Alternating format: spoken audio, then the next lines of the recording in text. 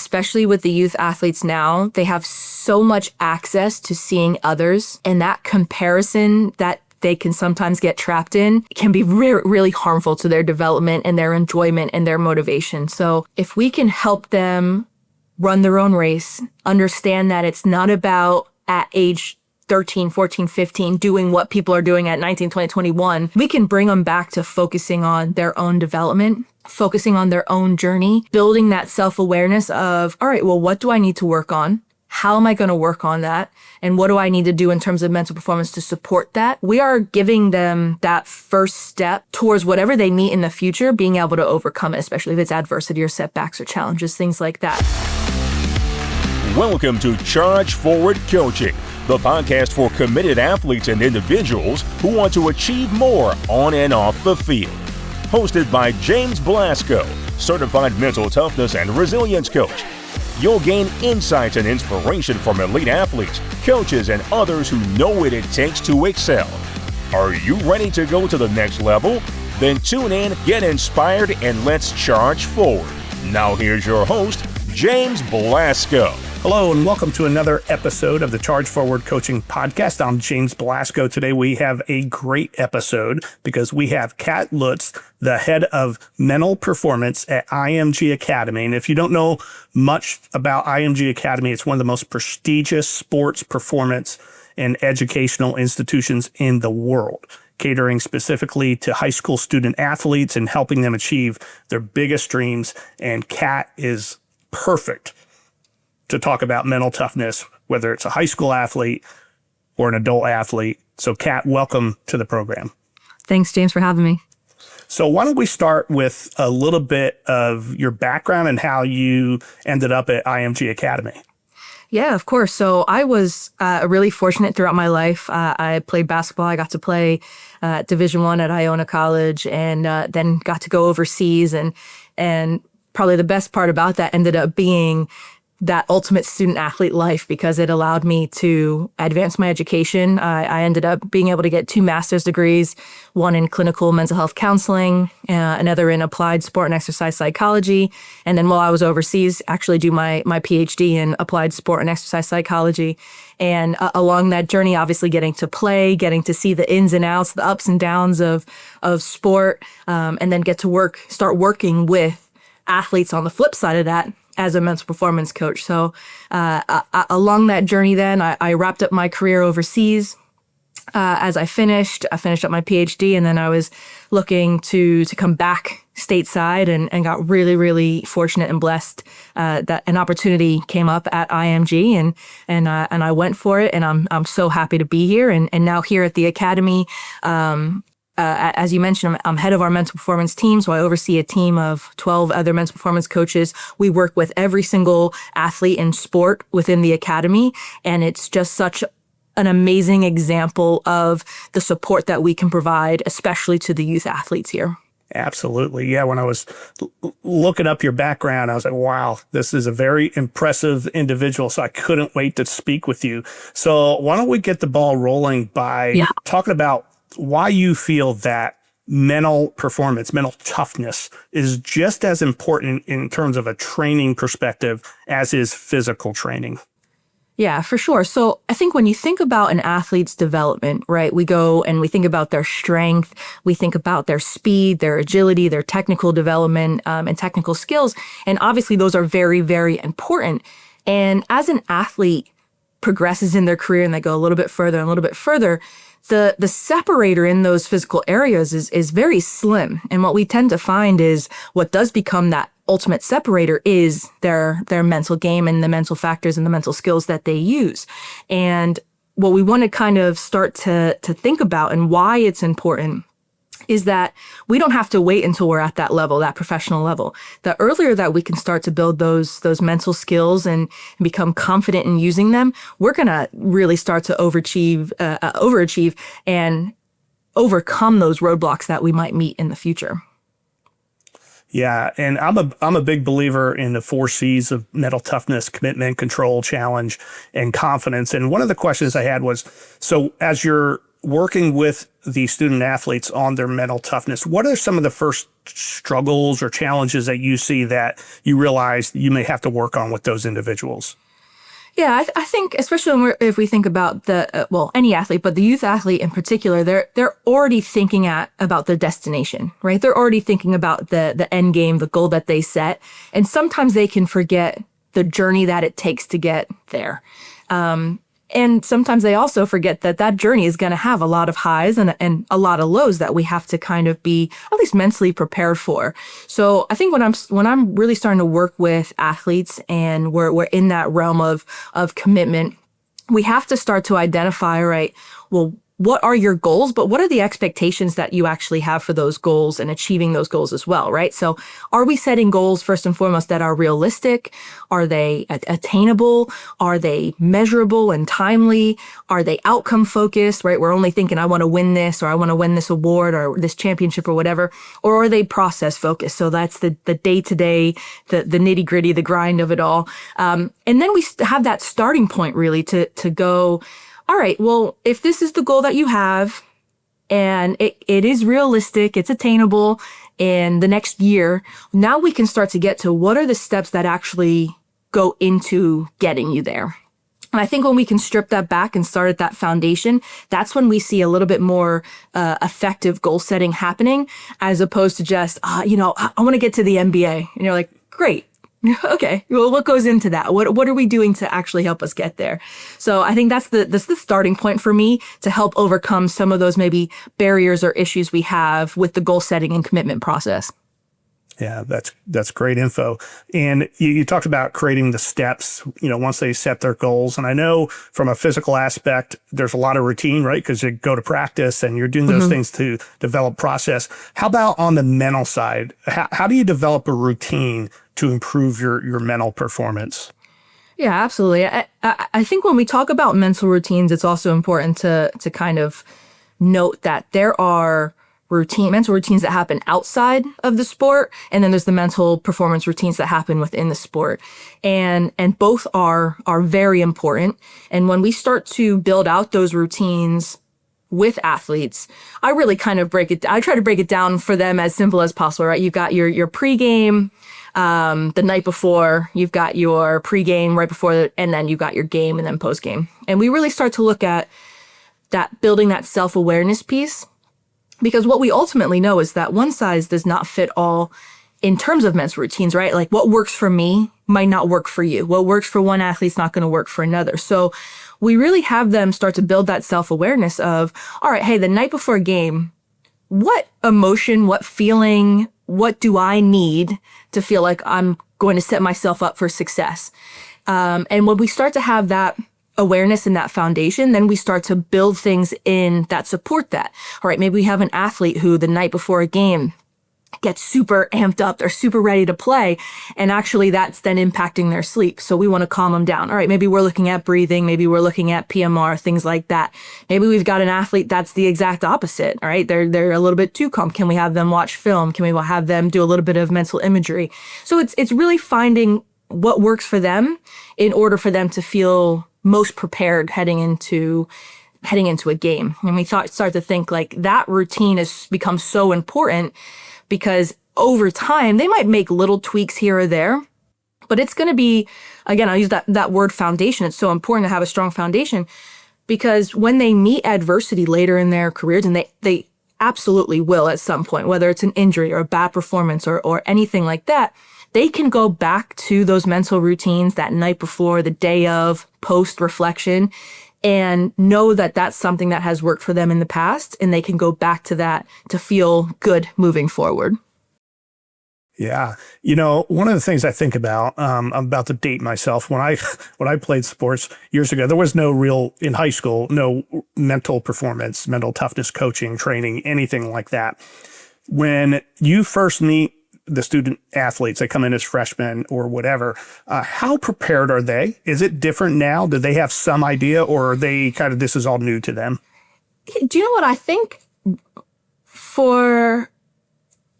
In the best way possible, we are moving into a generation that is a lot more in touch with what they need, and the emotions that they're having. and knowing that it's okay to raise your hand and say, okay, I need help in this area, or, I notice in my game that I'm losing focus. So I think they're much more open to it. I think previously, and again, even dating myself, right, going back to college sport, 15 years ago, you're thinking, all right, I can't say I need help here, or I can't look at the mental side of my game because, well, nothing's wrong, nothing's broken. I don't need this help. But in reality, what we know is that you don't have to be working on the mental side of your game only if something kind of is wrong, right? And I think this younger generation is much more open to preparing themselves both physically and mentally, because one, it's a generational shift, but we're also having more and more athletes highlight, hey, like I was at a roadblock. I was not able to progress until I worked on my mental game, until I introduced breathing, until I started doing mental imagery. And just that openness to say that that's what I'm using has allowed the younger athletes to not kind of think of it so much as, oh no, I don't need this, I'm okay. And more so, oh, all right, I want to be the best athlete I can be. So what I'm going to do is I'm going to take my mental performance seriously. Yeah, that's such a good point. Knowing that you don't only use or learn about this stuff when you're struggling, right? You're preparing for everything in advance. But speaking of struggling, in the heat of the moment, big games, right? Big moments in a game, things become emotional. And those emotions could steer you in a great direction, or they steer you in a very bad direction. What do you work on with the athletes to help them understand the emotions they're feeling and then use them constructively? Yeah, so 100%. And I always kind of lead in and allow the athletes to know that emotions are okay, right? Like you said, sports are emotional. That is not something that I feel we should ever diminish or hide or reduce. But obviously there's a line, right? And we can't let our emotions get to a point where it's negatively impacting our performance, or, if it's team sport, impacting our team in a bad way. So the first part of that is, again, we'll go back to that self-awareness piece. I have to know as an athlete what emotional state gets me to my optimal performance. I know for me personally, it was a little bit of anger, right? I had to go onto the floor and feel a little bit fired up and ready to go. And that might be completely opposite for another athlete. But at least with that knowledge, to know that if I'm going into a game maybe feeling a little bit low or maybe not in that state, I can start to apply different mental skills to help get me there. Now, in the moment, if that anger is starting to teeter into an area where it's going to negatively impact my performance, again, that awareness lets me know, all right, here's my optimal kind of zone of anger, right? If we're using my example. And then here are some situations that I know from the past that maybe get me to a point where it's no longer helpful and it's no longer useful and productive to my game. So we're being proactive already, right? There's definitely an aspect that is reactive when we use our mental skills, but I think the more that we can be proactive, we're in a better position to overcome that, right? So I now know emotional state that's going to help me. I now know the situations that maybe trigger me into an emotional state that's no longer helpful. All right, what am I going to do proactively to fix that and help that? Yeah. And so you mentioned your emotional state sometimes going into games or in the middle of games. Do you ever share personal experiences with the athletes? Yes, and I think there's a time and a place. It's very much their journey, right? And it's what they need. And I focus on that first and foremost. And then every once in a while, I think there's a relatable piece that helps you connect with the athletes you're working with to go, hey, I get it. Like, I was there. I had some games where my emotions weren't great. I had some games where I wasn't mentally prepared, and that's okay. And here's how we can kind of learn from each other. I will share certain stories with my athletes, especially if we're just having maybe a harder than usual time connecting it to a real world application. And again, sometimes that's actually the key that's needed, just for them to know, oh, okay, it's not just me. I'm not the only person that's ever experienced this or wasn't able to kind of figure this out on my own. I've got someone here who's gone through it, who has some tools for me to make it better. Gotcha. I know you're an expert in coach-athlete communication. It's specifically pre-game speeches. When I saw that, I'm like, now I'm intrigued. I want to know because I'm one of those people who gets caught up in movies. You know, it's Rudy or I hear the you. U.S. hockey team. It's like, that is the greatest thing. How could they not win, right? What is that really like? Tell me a little bit more about what you understand about those types of speeches. Yeah, for sure. And I think just to provide a little bit of context, the reason why I wanted to look at pregame speeches was I was recognizing throughout my career, I had played for so many different coaches. And although they might have had similar themes here or there, they all delivered it differently. And without a doubt in my mind, there was some pregame speeches that helped my performance, and there were some pre-game speeches that hurt my performance. So I really wanted to get to understand a little bit more about, first of all, how coaches were using pre-game speeches. So like you alluded to, the media portrays pre-game speeches in a certain way. And that doesn't necessarily mean that's the gold standard, nor is that what every single coach is doing or comfortable with. So I really had to know, all right, well, how are we using pre-game speeches? And then I wanted to know why. Like, why are you doing it in that certain way? And then the flip side of that, in terms of researching and interviewing athletes was, well, what do you want from a pregame speech and how does it influence you both in terms of physical performance and psychological performance? And I think what we started to find was the coaches were a little bit unsure why they were delivering pregame speeches. There was a hesitation at times to admit, oh, yeah, I do a pregame speech because that's what you do. And especially in the sport of basketball, which I focused on. And so it was like, okay, well, let's unpack that. So you're delivering it. Why? What's the purpose? And one of the big questions that I had asked in that research was, well, have you ever asked your athletes or your team what they wanted or needed? And again, there was that hesitation to admit, well, no, like this is the way I've done it. This is the way I've seen it. This is the way I do it. And on the flip side of that, then talking to the athletes, it was very much like, well, we have different needs, yes. And if the coach can match those needs, we're in a much better position to feel like it was a positive influence than a negative influence. And we really had four main things kind of emerge, right? That was the focus, energy, efficacy, and then support. So in terms of focus, coach, what do you want your team or your athletes to focus on? We know it can't be massive amount of information because they're not gonna pay attention after the first few minutes, right? But what do you want your team to focus on? Because the athletes need one or two areas to focus on. Same thing with energy. If you get to know your team and your athletes and they're a team that needs that high energy and that enthusiasm, great. You go in there and if you can help that, awesome. If it's not yours, that's okay. We lean on your staff, lean on your captains, lean on someone to help facilitate that. The efficacy part is big. Athletes need to know that their coach believes that they are capable of accomplishing a task, right? Or winning a game in this case. And sometimes for whatever reason, coaches feel like, oh, I've got to motivate and fire up my team by saying, oh, the player on this other team, they're great. They're going to beat you. There's no way. I've seen you practice. And it's not, the math isn't adding up there for the athletes in terms of what they need. And then the support, just that general support to know that the coach is there for you. They're setting you up for success. They only want what's best, and it's reciprocal. And obviously, the coach, I think, knowing that those are the four kind of areas that if you can meet the needs of your athletes in those four areas, you're probably on a better path than if you just go into a pregame speech thinking, I've got to give the miracle speech, or I've got to, I got to fire them up, or I'm going to talk about practice this last week that wasn't very good to motivate them and light a fire. You got to know your athletes, you got to know your players. But those four areas is really what came out in the research to go, all right, this is what I can focus on here.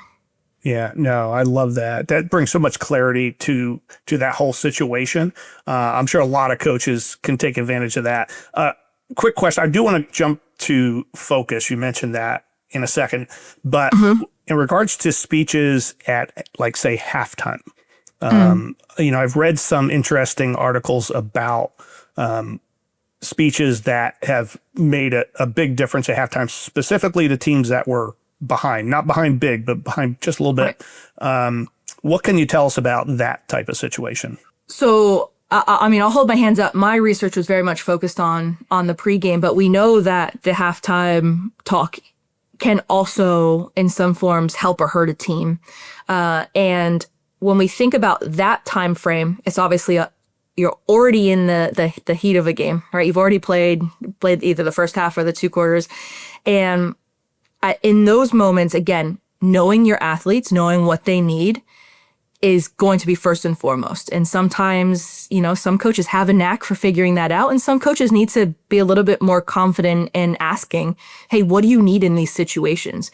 If we're up big, what do we need? If we're down big, if we're in a close game, what do you need? And then they can start to tailor it that way. But you're not going to introduce anything new at that point that you haven't gone over previously. You really want to highlight, hey, here's what's working for us, and here's where we can make 1 or 2 adjustments. And then it's short and sweet and to the point. But again, going back to those 4 main areas, right? Like, what do I want them to focus on? Well, if we're down by 5 right now, I don't want them to focus on something that is not going to be helpful. If I'm calling out an athlete and saying, hey, Cat, you just missed 4 shots in the first half, that's probably not going to be what I want the athlete to focus on. But what I can start to do is think about, all right, well, I believe in them still. How can I communicate to them and kind of give them that confidence back? Let them know I support them. And have those 1 or 2 informational bits where you're like, this is what we're going to focus on because this is going to help us. And I know you can accomplish it because I've seen you do it in the past. And we're going to go out there and we're going to be a team and we're going to get the job done. Something short and sweet that gives them that tends to be more helpful than hurtful. Yeah. You also might lose the game. I got to say, right? like it's not the be all end all in terms of performance outcome. But when we're talking about especially close games, those little moments do matter. Yeah, for sure. All right, now over to focus. There's 2 topics I love to talk about: focus and attention, and time. We'll put time on the shelf for today, but focus and attention. So when you have athletes, especially young athletes, I spoke to Jonathan Anderson a couple months ago, who was the head coach of the Little League World Series that they won the championship this year at the Little League World Series. And I asked him, I said, these kids are playing Little League. They're 12 years old, and all of a sudden they're playing thousands of people at the stadium, and there's millions of people on TV watching, and it's a big moment. Like, how do you keep them focused? How do athletes, especially young athletes, remain focused and in the moment when all of these physical things are outside, could be huge distractions? Yeah. Yeah. And again, the human side of it that we have to acknowledge is that that's hard to do. Right. And especially for our younger athletes who are on social media and they're going to be pulling things up and they're going to seeing things. And I think we go back to, we want to play the game, not the moment at that point. Right. Play the game that you love and that you enjoy, and that when you are focused on those aspects, good things happen. If we're playing the moment and we're just playing as a championship game, you're going to feel overwhelmed. You're going to have a lot of emotions attached to that. And that's not what you want to be focused on, because it tends to be then things that you can't control. So when we can bring it back to what are we in control of? We're in control of our energy. We're in control of our effort. We're in control of supporting each other. Those things, we know when we are focused on those, good results happen. When we step outside of that box, we go and start thinking about, well, what happens if this happens? What happens if we lose? What happens if I don't get a hit? All of those things, well, that's not helpful in those situations. So it's what we can control was the first step, really. And then one of the bigger aspects of that in terms of the mental skills, what's one thing that you can always have with you and always have control over is your breath. So if we have athletes that are going out into situations, and again, we are going to always be open to them being human beings and reacting and feeling stress or feeling pressure. But we come back to, there's one thing that you can control in that situation, that moment, it's your breath. And if we focus on that, that brings us back to the present. We're no longer thinking about, what if I get out here? Or what if I don't get a hit? Or what happens in 3 innings time? We're coming back to ourselves and what we control and bringing us back to that present moment and where our feet are, which is super important. Sure. No, that's great. And that's very, very similar to what Coach Anderson was talking about. He told them, go have fun. They were already, all the practice 100%. was already done, so that's great. So you had mentioned you have 12 mental development coaches on your staff? Yep, 12 mental performance coaches who work across all of our sports here. Okay. So how does that work? Are they assigned to specific teams, or how does that go? Yeah, so sometimes we have a natural like playing background match and sometimes not, but it very much is sports that maybe they've worked with in the past, sports that they've played. Maybe it's an individual sport athlete, and then they can work with individual sport or team sport or vice versa. And then honestly, we just have good mental performance coaches who first and foremost care about the athletes and care about their development and care about them as human beings. And that goes across sports. That takes away a massive barrier in terms of, if I didn't play baseball, can I work with baseball players? Well, yeah, I care about them. I have tools that they can use and that they can apply that's going to help them. And when they know that, they know I care and they know why we're doing the things we're doing. Usually, that overcomes any sort of background. But yeah, we have coaches that go around. Maybe they have preferences that we try to hit, but for the most part, my team is really great in being open to working with athletes wherever needed in whatever sport. Yeah, that's awesome. It's such an amazing thing. And that's why so many great athletes have come out of IMG. It's really, really outstanding. What would you say, if you're talking to a young athlete, is like the number one thing? I know there's a lot, but what's the number one thing they need to understand about themselves as they chase their biggest goals? I think it's run your own race. I think we have, especially with the youth athletes now, they have so much access to seeing others, and that comparison that they can sometimes get trapped in can be really harmful to their development and their enjoyment and their motivation. So if we can help them run their own race, understand that it's not about at age 13, 14, 15, doing what people are doing at 19, 20, 21, we can bring them back to focusing on their own development, focusing on their own journey, building that self-awareness of, all right, well, what do I need to work on? How am I going to work on that? And what do I need to do in terms of mental performance to support that? We are giving them that first step towards whatever they meet in the future, being able to overcome it, especially if it's adversity or setbacks or challenges, things like that. So first and foremost, it's scaling it back to run your own race. While it's always good to kind of see what other athletes are doing and have an understanding of that, as soon as we start comparing, well, he's in the same grade as me and he can do this, well, we are now putting ourselves at a disadvantage there. So I would say that's kind of my first step with them and first key point. Gotcha. Could you just tell us a little bit more about IMG and the benefits of attending the IMG Academy for most athletes? For sure. So not only in terms of the athletic development is it tremendous, right? We have world-class coaches who are working with athletes, meeting them where they're at, whether that be you're coming in as a younger athlete and you're in that developmental stage and you're working your way up and you're in that competitive stage, looking at colleges. It's the additional support that's in place, this holistic approach that we have, that it's not just the athletic development. It is also that personal development. Obviously, as you know, we have mental performance, but we also have leadership and character development. We have performance nutrition. We have sports science. We have a great athletic training staff. We've got a great strength and conditioning team. So they are getting that holistic approach to their development. It's not just focused on skill. They're going to get that strength in the physical aspect. They're going to get taken care of in terms of recovery. They're going to build their mental game. They're going to become leaders in their sport and in their life. And those are just such important aspects that, unfortunately, not every youth athlete has access to. But obviously, fortunately, within these walls, within the academy, they do have access to, and we're seeing that tremendous growth that happens during their time here. Yeah, that's great. And you have such an exciting role every day, what you get to do. I find it fascinating and awesome. But thank you so much, Cat, for being on the podcast. We truly appreciate it. I'm sure a lot of people are going to benefit from the information you just shared. And for the rest of you out there, don't forget to like and share and subscribe and all that good stuff. But most importantly, keep charging forward. thanks for tuning in to this episode of Charge Forward Coaching. Remember, the journey to greatness is built on mental toughness and consistent effort. So head on over to chargeforwardcoaching.com and book a free discovery call to take the next step in your journey. Until next time, stay focused, stay determined, and keep charging forward.